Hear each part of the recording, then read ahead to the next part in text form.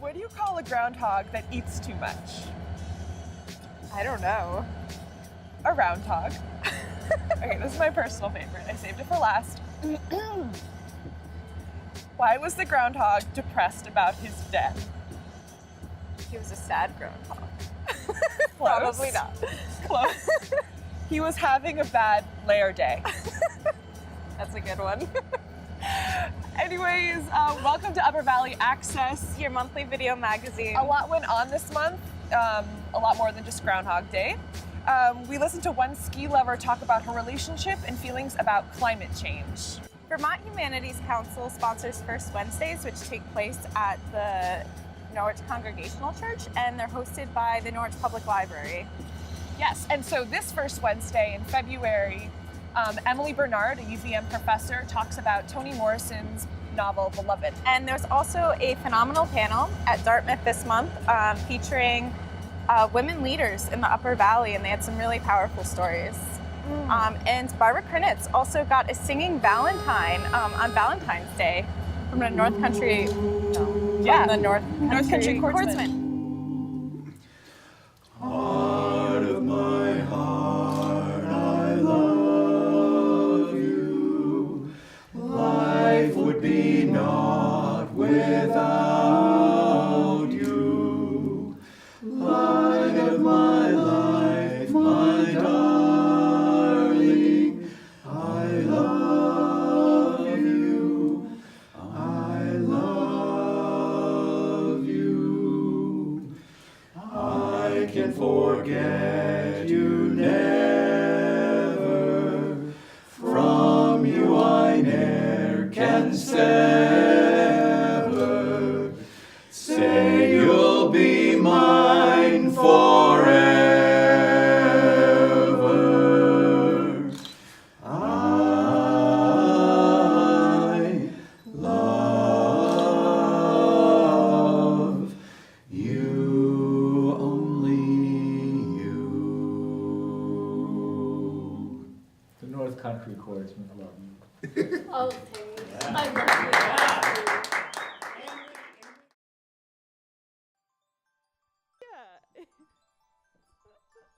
Last week we had 2 practices canceled, 2 out of the 3. And as a coach, I have to bring optimism to these kids.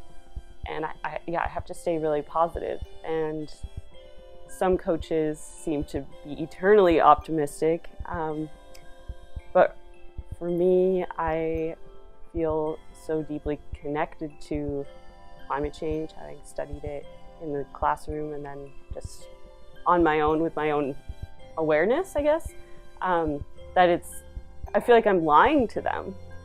And it's really hard to bring this kind of false optimism to the kids when I feel pessimistic myself.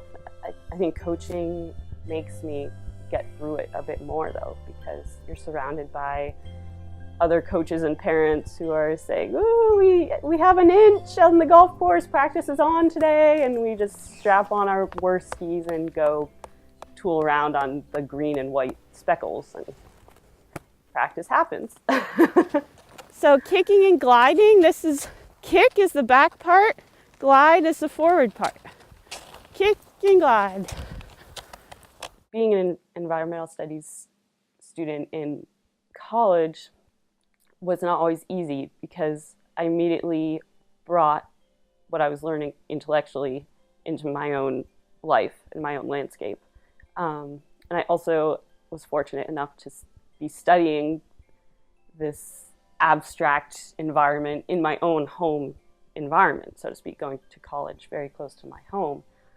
So that connection was always there, and I was always drawing upon some concept I learned in class and then connecting it to, wow, like our maple sugaring season was 2 weeks early this year and 2 weeks shorter. And it was hard. It's always been hard for me to separate the two, the classroom and what's happening in our own world. And it's not like I wish that weren't the case, because I find it a bit pointless to separate the two. I mean, we are studying what is happening around us theoretically, but it also is extremely overwhelming. I think with skiing, it's scary. It's a scary thought for me that we've never seen the end of a sport before. That's just kind of a weird concept. Like, sports are a way of bringing people together, and kind of from a evolutionary biology standpoint, it's kind of filling this niche of survival and competitive instincts that we don't really have an outlet for anymore. And that's not something that we think about going extinct. Like, that's just kind of human nature. With skiing, there are certain conditions that have to be at play, and so it's a claustrophobic feeling for me to think, like, kind of see this window getting smaller and smaller. Just a few years ago, about, let's say, I don't know, 5, maybe 7 years ago, snowmaking became a thing for cross-country skiing, which we think of with downhill skiing. Cross-country skiing tends to just rely on natural snow, and that's what makes it this, especially a gem for me, is that we have to wait for this natural thing to have fallen. But now we've already come to a new era of crisis, which is that it hasn't been cold enough to blow snow. People talk about trying to come up with a technology of how to blow snow above freezing, but at the same time, it's like, okay, what are we talking about now, where this is such a Band-Aid at this point? We're not getting to the heart of the matter.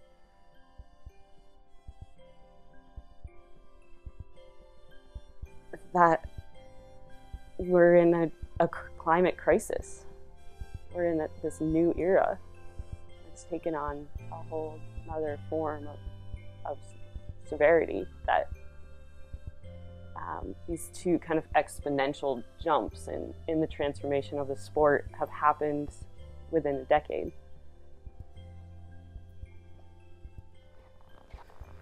To put this whole story in perspective, this is an absolute first world problem.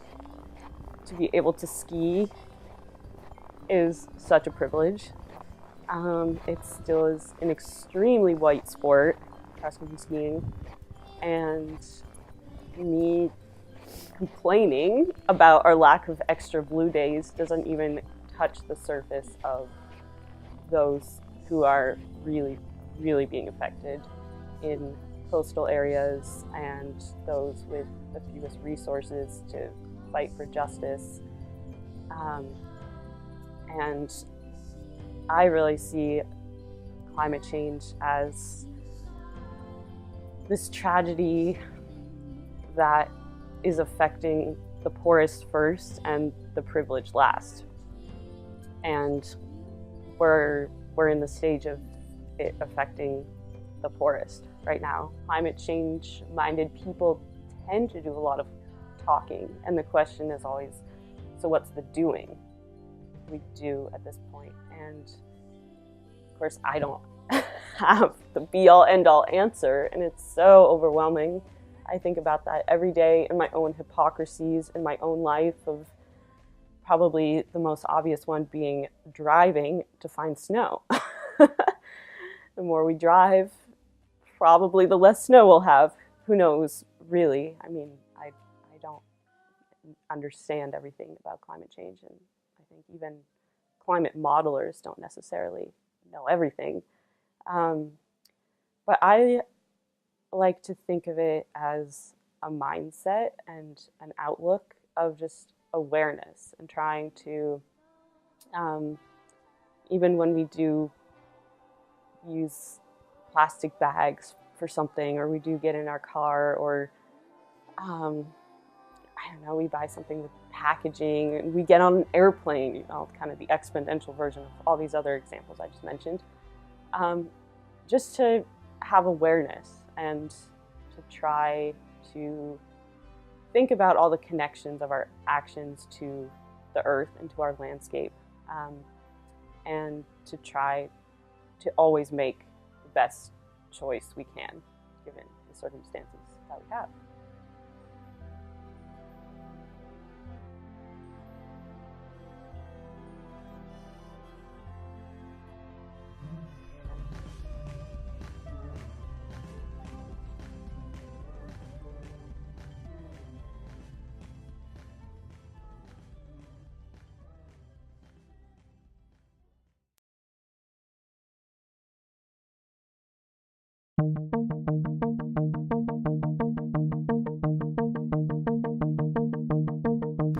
And so honored to be here with all of you at the Rockefeller Center here at Dartmouth, and with such an accomplished panel of women to have a conversation this afternoon with and about women in leadership.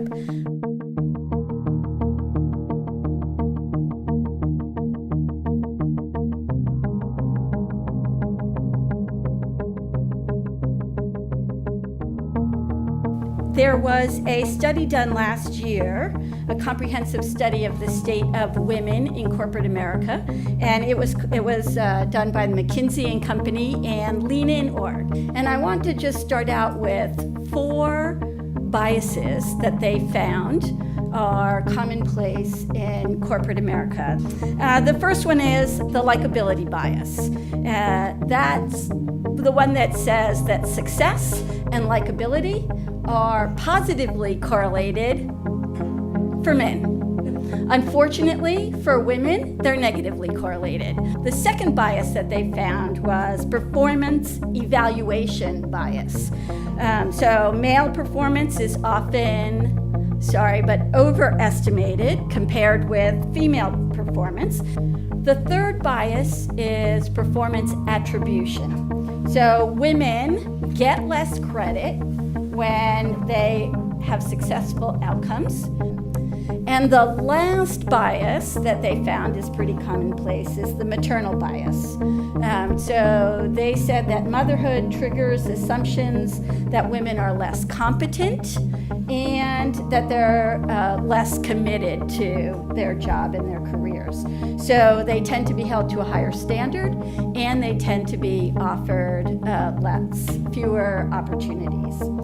So that's sort of the frame for the personal experiences that will be shared today. So we're pretty fortunate to have with us a panel of women who themselves have bumped up against these biases, who have beat the odds, and now are in leadership positions in their field.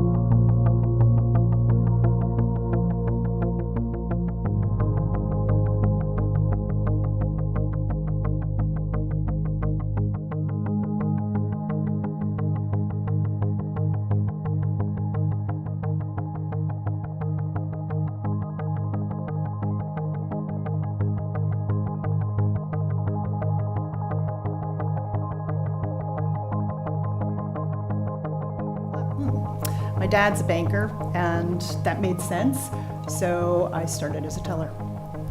And I worked part-time during college. Well, the day I graduated, diploma in hand, I went to Human Resources and I said, I want a full-time job now. I have my diploma. I'd really like to work for this bank. And he said, isn't that nice, young lady? And remember, it was a different era than today. And he said, at our bank, females are tellers and secretaries. Which would you like? And I said, well, neither, really. What I was thinking, I'd like to get into lending. My dad says that that's a good career path. And I recognize I have to start at the bottom. And he shook his head and laughed at me and said, teller or secretary? Well, needless to say, I quit. Interesting example, I came as a marketing director to visit one of our major strategic customers, and I went with 2 of our salespeople who were both male. So we sit down, and a bunch of people flood in from the customer, and they happen to all be men too. And so then it's time for me to speak. And everyone's looking at the other 2 guys, like, well, I thought you were gonna take it away from here. What is she doing? And so as I spoke, only 2 people of those 6 that were there kept eye contact with me the whole time. And at the end, they thanked the two men I was with. Thank you so much, this is amazing. But they were unable to acknowledge me and the work I had done and it coming from me. So in academic medicine, there's a lot written about this and using a lot of metaphors. So the sticky floor that women face when they're kind of stuck to the bottom, can't seem to get up, or the glass ceiling, you come almost close to the top, sight of, the dean position or something, but you can't quite get there. You have the glass cliff where you are given a really big leadership position but no support, and there's no way you're going to succeed, so you're going to fall off that cliff. And the whole sort of labyrinth model is, just kind of wandering around trying to find help and support.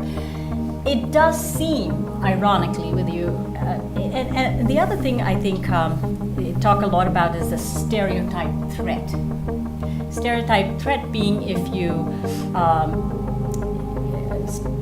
categorize people in a certain way, they usually perform to that ability. So if you the classic, I think, social psychology example of this experiment was in 1991, where they had women, male and female students, all thought they were very good math students, take a math test. And they told half of them that this was just a test and go to it. And they told the other half that some of the questions were definitely going to be hard for women. Which half do you think women did poorly in? So the sense of priming and the sense of stereotyping, I think, occurs today in the subtlest of level. It's not always a conscious thing. It's not because people are mean or want us to fail. It's an unconscious bias.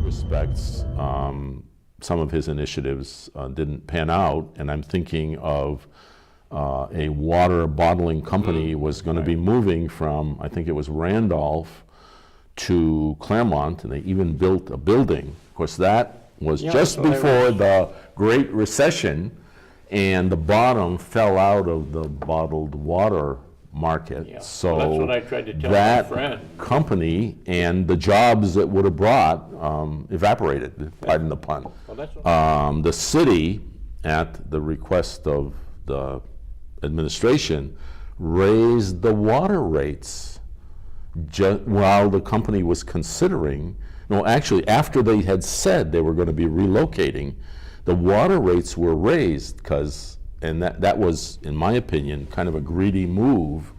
And I think it was primarily the Great Recession why the company didn't end up coming, but it was not smart to raise the water rates and kill the potential golden goose. Well, the other concern is that we get water from the Sugar River for various uses, and that's being pumped, and the reservoirs have their limitations in Claremont. We had that time when they were shut down, you couldn't use the water, and then we have to have other pumping stations up on Bible Hill, and everything. So if you have a bottling company paying for the use of the water, and you have a water shortage, you have a drought or whatever, which can happen, or you have some other factor, like look what Flint, Michigan did with their pulling in the water from the river into the city system and corroded the pipes. And I'm not saying at Claremont that would happen, but it would have happened if the river laws had not changed on dumping waste in the Sugar River, because that was once a very, people would say never eat the fish you catch out of the river. I forget what they were catching. Well, that's been a problem, I mean, not just locally, and I think the Connecticut River is relatively recently has been rehabilitated.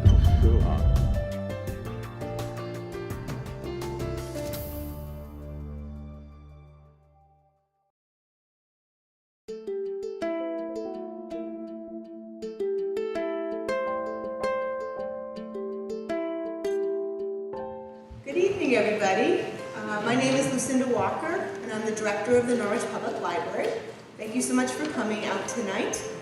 I've been telling people this is the first Wednesdays we've had in February in a few years, because the last couple of years we've had to cancel due to snow. So this is a little different. Tonight's program is a special initiative of the Pulitzer Prize's Centennial Campfires Initiative.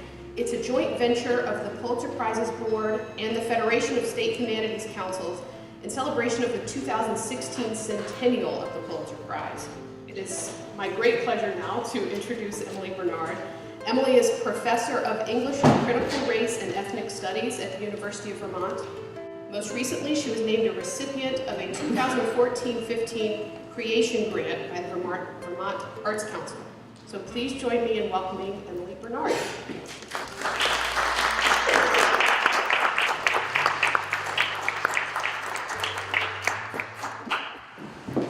Hi everybody, thanks for coming tonight. I want to thank Lucinda Walker for making this visit possible. I always enjoy doing talks with the Vermont Humanities Council. It's always a pleasure to revisit the books that are important to me. And also Amy Cunningham, I've had the pleasure of working with her before, and I hope to have the pleasure of working with you again. So tonight, I want to talk to you about Beloved. There is no place you or I can go to think about or not think about, to summon the presences of or recollect the absences of slaves. Nothing that reminds us of the ones who made the journey and of those who did not make it. There is no suitable memorial or plaque or wreath or wall or park or skyscraper lobby. There's no 300-foot tower.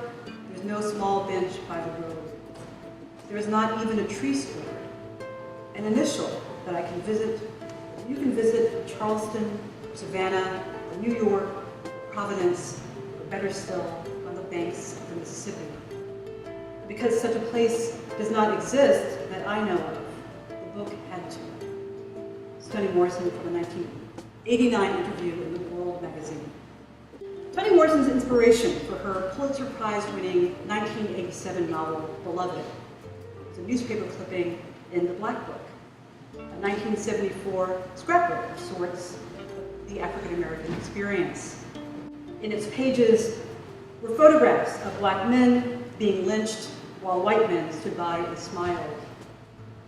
There were advertisements for the public sale of Negroes and other ads for items like spool cotton and Sunlight soap that featured caricatures of black children. Among these pictures and newspaper clippings and sheet music and postcards was a small item about a slave named Margaret Garner, a mother who had killed one of her children rather than to see her grow up in slavery. She had tried and failed to kill her other children too. Beloved is not and does not pretend to be faithful to the story of Margaret Garner. Set in 1873, roughly a decade after the Emancipation Proclamation ended slavery, at least in theory, Beloved is a story of Setha, a former slave who 18 years earlier had escaped to Ohio and sweet home plantation in Kentucky. She sent her 3 children ahead of her, 2 little boys and 1 unnamed little girl. On the way, she gave birth to another daughter, Denver. Setha is tracked to her new home by her slave owner. She reacts by cutting the throat of her crawling, already older daughter, and would have done the same with the other children had she not been stopped. For desecration of property, child as a slave, she served a jail sentence. By the time she was released, the ghost of a dead baby, Beloved, the name Setha had inscribed in a headstone on her grave, had come to haunt the house that the family occupies. Partly because they feel encumbered by the destructive and terrifying ghost, and partly because they are afraid of their mother, who, after all, murdered their sister, the 2 boys leave home as soon as they feel they can take care of themselves. Setha and Denver accept the baby ghost and the disruptions she causes as part of their lives. Morrison said that the only way to tell the story she needed to tell was from the perspective of the child that was killed. Beloved is the only one entitled to sit in judgment on Setha. Beloved is more than just a character in a novel. She's the embodiment of the past that must be remembered in order to be forgotten. She symbolizes what must be reincarnated in order to be buried. She is the embodiment of re-memory, a term that dominates the book, which means a kind of psychic content in which the specifics of a traumatic incident are told and retold. Remembering is a collective act. It is not the responsibility of Black people or white people exclusively to end racism. It won't be easy. We must dismember the master narrative in order to compose a new one. Beloved is a new story about an old story. This is not a story to pass on, we are told at the end of the book. It is our responsibility to remember the horrors of slavery in order to heal from them. Morrison asks her readers to confront the debt assumed by the traumas of slavery to enable us to transform this inheritance into a beloved future. This is also not a story to pass on. Beloved compels the reader to reimagine a concealed past as a imperative starting point, which not only summons the ghastly foundations of our nation, but in doing so, initiates conversations surrounding what was lost, established, and still owed. Only then can we close the book and put the story to bed.